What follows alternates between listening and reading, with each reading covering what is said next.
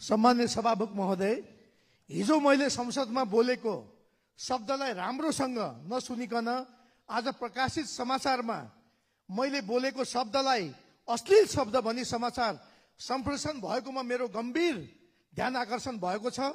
सम्मान्य सभामुख महोदय, यो समाचार जुनसुकै मिडियाबाट आएको भए पनि राम्रोसँग सुनेर मात्र समाचार सम्प्रेषण गर्न म अनुरोध पनि गर्न चाहन्छु।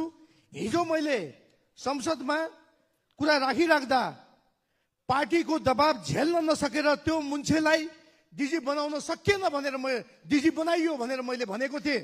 तर त्यसलाई तोडमोड गरेर एउटा चाहिने राज्यको चौथो अङ्ग भन्ने सञ्चारकर्मी मिडियाले सूचना प्रकाशन गरेर यसलाई डाइभर्ट गर्ने कामहरू भएको छ। त्यसो भएको हुनाले म 2500 वार्डको स्पिकर राखेर राम्रोसित सुन्नको लागि पनि म विनम्र अनुरोध गर्न चाहन्छु। एउटा जनप्रतिनिधिको हुर्मत लिने कामहरू भएको छ।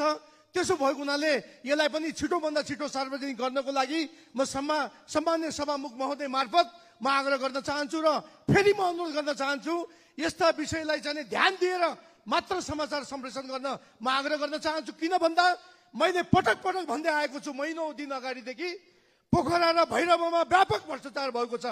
त्यो कुरालाई कहीँ डाइभर्ट गर्नको लागि त मिडियाले यो लेखेको होइन, यसलाई डाइभर्ट गर्नको लागि मेरो हुर्मत लिएको त होइन। यो विषयमा म मिडिया सञ्चारकर्मीलाई पनि म ध्यान दिएर मात्रै यो सूचना सम्प्रेषण गर्न म आग्रह गर्न चाहन्छु। धन्यवाद। माननीय सदस्य शोभा ग्यावाल।